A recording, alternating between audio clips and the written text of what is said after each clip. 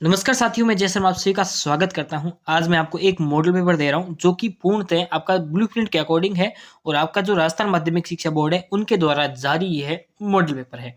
आपकी जो 2023 की परीक्षा होगी उसके लिए बेहद ही जरूरी मॉडल पेपर है। इसके अकॉर्डिंग ही पूरा पेपर बनने वाला है। जो आपका बोर्ड का पेपर एग्जाम पेपर आएगा ना 2023 का, वो पूरा का पूरा इसके अकॉर्डिंग ही बनने वाला है। तो ये पेपर आपके लिए बेहद ही महत्वपूर्ण है। तो इनके प्रश्नों के उत्तरों को आप ज़रूर से ज़रूर सर्च कीजिएगा और बहुत ही अच्छी तरीके से इनको याद कीजिएगा। और मेरा उद्देश्य आप तक ये प्रश्न पहुँचाना है, तो मैं बहुत ही जल्द आप तक ये प्रश्न पहुँचा रहा हूँ, एक वीडियो के माध्यम से। और किस सब्जेक्ट के लिए? कृषि विज्ञान एग्रीकल्चर साइंस सब्जेक्ट के लिए है। और अपने 3 घंटे 15 मिनट का पेपर है, आपको ये पता ही है। 56 नंबर का पेपर, ये भी आपको पता है। प्रश्न क्या-क्या है जल्दी से वो देख लेते हैं। इन प्रश्नों के उत्तरों को आप ज़रूर से अपनी नोटबुक में सर्च कीजिएगा और इनका पता कीजिएगा।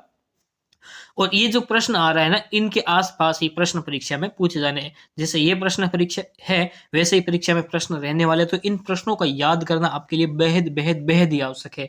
और साथ ही आपको जो ये जो ब्लूप्रिंट है, जो मैं है ना, ये ब्लूप्रिंट है, आपको समझना बहुत ही आवश्यक है, क्योंकि इस ब्लूप्रिंट के अकॉर्डिंग ही सारा पेपर आपकी परीक्षा में आने वाला है। तो ये ब्लूप्रिंट आपको समझना चाहिए कि ब्लूप्रिंट क्या होता है, कैसे प्रश्न इसमें पूछे जाते हैं।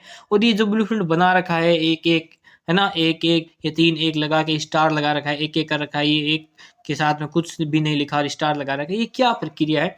ये आपको पता होनी चाहिए, तभी आप जो है परीक्षा में अच्छा स्कोर कर पाओगे। तो चलिए बढ़ते हैं प्रश्नों की तरफ, बिना किसी वक़्त को ज़ाया किए हुए। पहला प्रश्न आपका, गोबर की खाद में नाइट्रोजन प्रतिशत मात्रा होती है। जो गोबर की खाद जो होती है ना? गोबर की खाद बनाते हो आप, है ना? जैविक खाद क्या बनाते हो? जैविक खाद बनाते हो। जैविक खाद में जो आपकी गोबर की खाद है, इसमें नाइट्रोजन की मात्रा कितनी होती है? जो नाइट्रोजन जो होता है, इसकी मात्रा कितनी होती है, वो बताना है। ठीक है? नाइट्रोजन की, फास्फोरस की, ये सारी मात्रा आपको याद रखनी है। हो सकता है परीक्षा में यहाँ पे नाइट्रोजन पूछा है तो वहाँ पे फास्फोरस पूछ ले, या कोई और अदर पूछ ले ना, तो ये ध्यान रखनी है आपको। दूसरा प्रश्न है, मूंगफली फसल की जल मांग है। मूंगफली फसल की जंग मांग कितनी होती है? 700 से 1300, 500 से 700, 200 से 400 या 900 से 2500 मिमी, है ना, मिलीमीटर तक कितनी होती है। और एक बात आप ध्यान रखिएगा, जो भी मैं हर बार कहता हूँ, जब भी आप आंसर दो, इस प्रकार की सारणी बना के देना। सारणी बना के दे तो हमारे लिए सुविधाजनक होती है। हम अगर खुश हो गए तो आपको 1-2 नंबर एक्स्ट्रा ही देंगे। अगला प्रश्न, प्रश्न संख्या 3, राइजर का उपयोग होता है। राइजर का उपयोग सिंचाई में होता है, सिंचाई विधि में। और कौन सी सिंचाई? कुंड सिंचाई, बौछारी सिंचाई, बूंद बूंद सिंचाई या ध्रुवभूमि सिंचाई। सिंचाई का कौन सा प्रकार है? जो प्रकार हो आपको उस सारणी के अंदर लिखना होगा। ठीक है? अगला प्रश्न, वर्णात्मक शाकनाशी। शाकनाशी क्या कहते हैं? हर्बिसाइड। हर्बिसाइड, जो हर्बिसाइड कौन सा है? वर्णात्मक शाकनाशी। शाकनाशी के हर्बिसाइड्स के प्रकार बताए थे, और उस प्रकार में मैंने आपको बताया था वर्णात्मक शाकनाशी कौन सा है। तो वर्णात्मक शाकनाशी कौन सा होगा? है, डाइक्वाट होगा, पेराक्वाट होगा, 2,4-D होगा, या 2,4-डाइक्लोरोएसिटिक एसिड, और ग्लाइफोसेट होगा। कौन सा होगा? है ना? कौन सी चौड़ी पत्तियों के लिए कौन सा होता है? पतली पत्तियों के लिए कौन सा होता है? गेहूं के लिए कौन सा होता है ना? कौन सा खरपतवार जो है अपने मूंग उड़द इनके लिए होता है? ये आपको याद होने चाहिए। पूछ सकता है आपका परीक्षा के आगे। मतलब अभी तो वर्णात्मक शाकनाशी पूछ लिया, अब पूछ ले कि गेहूं की फसल के लिए उपयुक्त शाकनाशी है, तो आप क्या लिखोगे? ए आ गया, 2,4-D है, जो भी आ गया बाद में, या 2 नंबर पे आ गया, इमीजत है परिणाम आ गया, तो क्या करोगे? है ना वो, तो फिर आपको पता होना चाहिए। ठीक है? तीसरा प्रश्न देखते हैं। तीसरा प्रश्न देखिए कि द्विबीजपत्री खरपतवार है। द्विबीजपत्री मतलब जिसमें बीज पत्रों की संख्या 2 होती है। ठीक है? वो कौन सा है? प्याजी, मकोय, मोथा या दूब घास। द्विबीजपत्री होने चाहिए भाई साहब। तो कौन से होंगे वो आपको बताना है। अगला प्रश्न, चौथा प्रश्न, अमरूद की लाल गुद्दे वाली किस्म। अमरूद की लाल गुद्दे वाली किस्म कौन सी है? प्रभात, ललित, अर्का अमूल्य या सरदार। कौन सी है अमरूद की लाल गुद्दे वाली किस्म? ये पिछले साल भी प्रश्न परीक्षा में पूछा गया था, तो इस बार भी आपके लिए इंपॉर्टेंट रह जाता है, तो ध्यान रखिएगा। पिछली बार पूछा गया था यही प्रश्न, तो इस बार श्योर तो है कि अमरूद का नहीं पूछेगा, लेकिन किसी और किस्म के बारे में जरूर आपसे पूछेगा। ये प्रश्न द्वार्षिक परीक्षा में भी आपका आ सकता है, तो ध्यान रखिएगा। अगला प्रश्न, प्रश्न संख्या 7, टमाटर सॉस में रासायनिक परिरक्षण के उपयोग किया। परिरक्षण क्या कहते हैं? परिरक्षण मतलब उसको खराब होने से बचाने के लिए। तो टमाटर सॉस को खराब होने से बचाने के लिए क्या उपयोग में लेते हैं? रासायनिक तौर पे क्या काम में लेते हैं वो बताना है। नमक, सोडियम बेंजाइट, शक्कर या पोटेशियम मेटाबाई सल्फाइड, क्या काम आएगा? जो भी आता है वो बताना होगा। किसमें? उस सारणी के अंदर। चलिए बढ़ते हैं आगे। पता नहीं क्यों थोड़ा गला दर्द कर रहा है आज।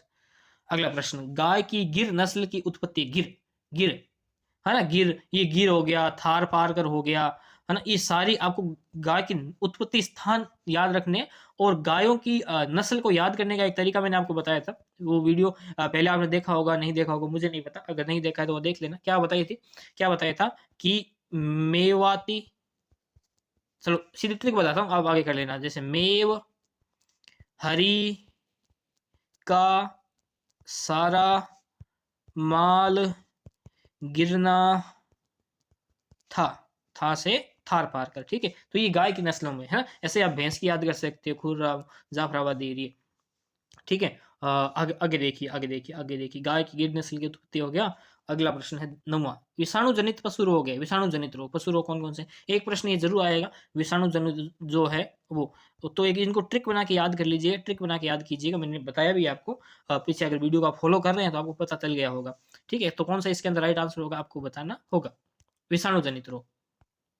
अगला प्रश्न, दूसरा प्रश्न है ना, दूसरा प्रश्न है, ठीक है। यहाँ पे एक एक नंबर, यहाँ भी एक एक नंबर के प्रश्न है, इनके अंदर छोटे छोटे प्रश्न आते हैं, 4 आएंगे, 4 इंटू 1 मान लीजिए। साइसर एरिटिनियम, साइसर एरिटिनियम, एल तो उसके पीछे लगाते हैं अपने जातियों के नाम के पीछे। साइसर एरिटिनियम किस किस फसल का वैज्ञानिक नाम है, बताना है। खुरपक्का मुंहपक्का बीमारी किसके द्वारा फैलती है, किसके द्वारा, जीवाणु विषाणु के द्वारा। हो सके तो उसका नाम भी याद कर लीजिएगा, काम आएगा परीक्षा में। राजस्थान कोऑपरेटिव डेयरी फेडरेशन कब स्थापित हुआ था, कौन से सन में हुआ था, सन बताना है। और अगला प्रश्न है, भारत में राष्ट्रीय हॉर्टिकल्चर मिशन, राष्ट्रीय horticulture mission, national horticulture mission कब स्थापित हुआ था, वो टाइम आपको बताना होगा, है ना। एनएचएम की फुल फॉर्म भी आप याद रखिएगा, काम आएगा। अगला प्रश्न, प्रश्न संख्या अति लघुतरात्मक प्रश्न यहाँ से प्रारंभ हो रहे हैं, very short answer type question, वो भी एक एक नंबर के। सापेक्ष खरपतवार किसे कहते हैं, खरपतवार की जब आपको पढ़ाई थी, टाइप्स पढ़ाए थे, टाइप्स ऑफ, है ना, वीड्स, तो कौन कौन से थे सापेक्ष के, वो बताने, वीड्स के टाइप कौन कौन से हैं वो ध्यान रखना, और सापेक्ष खरपतवार की परिभाषा याद रखना, मतलब सभी की याद, उनकी याद रख लेना, काम आएगी। अगले दूसरा, फसल चक्र को परिभाषित कीजिए। क्रॉप रोटेशन क्या होता है, फसल चक्र क्या होता है, वो समझाना है। फसल चक्र तो मैंने कहा था बेहद ही सरल है ये, और आपको याद होना चाहिए, क्योंकि इस पार्ट से कोई भी प्रश्न आ गया उसमें फसल चक्र की परिभाषा जरूर आएगी।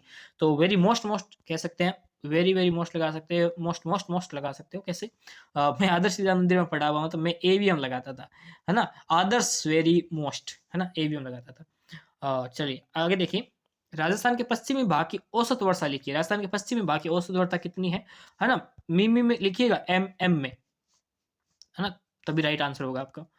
चलिए बढ़ते हैं आगे। रिजका फसल की कोई दो उन्नतशील किस्में, रिजका, रिजका लगाते हैं ना, रिजका, रिजका की उन्नतशील किस्में लिखनी है।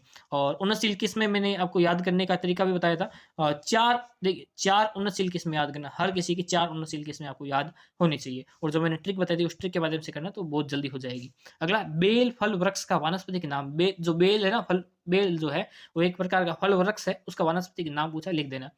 पानक में फलों का रस कितना, पानक में अर्थात सक्वेस में आपको पूछा है, ठीक है। अगला प्रश्न है, एंथ्रेक्स बीमारी का रोग कारक लिखिए। एंथ्रेक्स बीमारी का रोग कारक क्या है वो बताना पड़ेगा, ठीक है।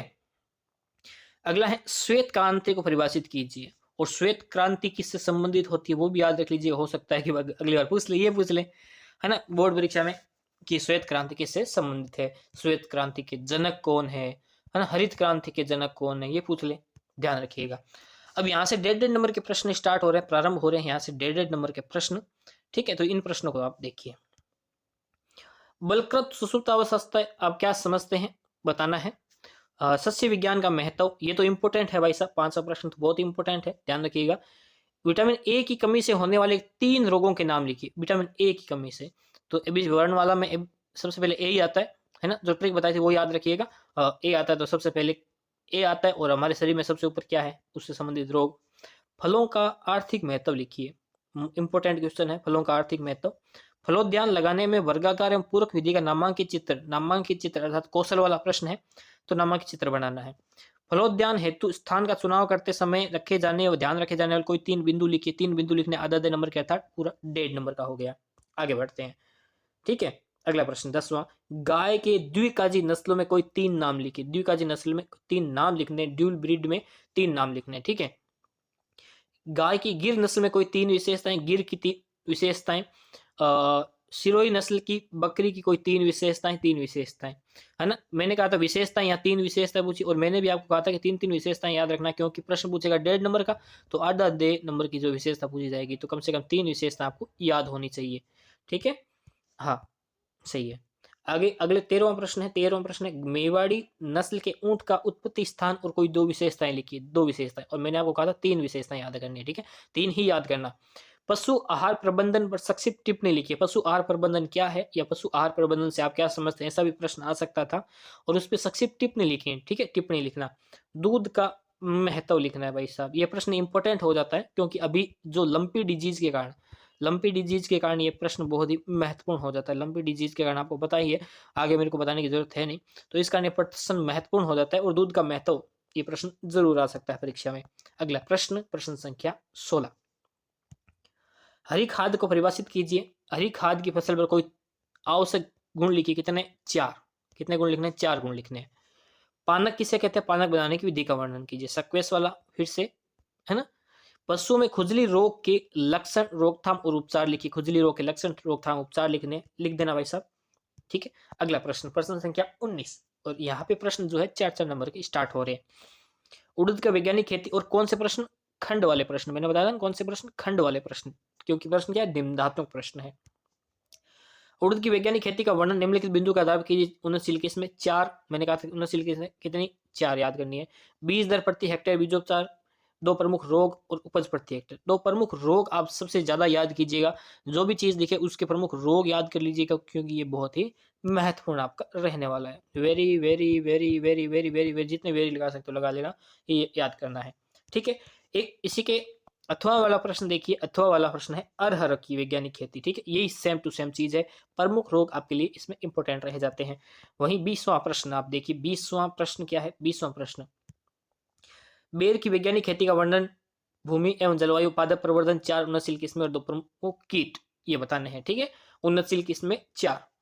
आगे देखिए इसी के अथवा में और अंतिम प्रश्न, अथवा खजूर की वैज्ञानिक खेती का वर्णन, भूमि, जलवायु, पादप प्रवर्धन, 4 उन्नतशील किस्में और 2 प्रमुख कीट, उन्नतशील किस्में, याद जरूर कीजिएगा, बहुत ही मोस्ट रहने वाला है।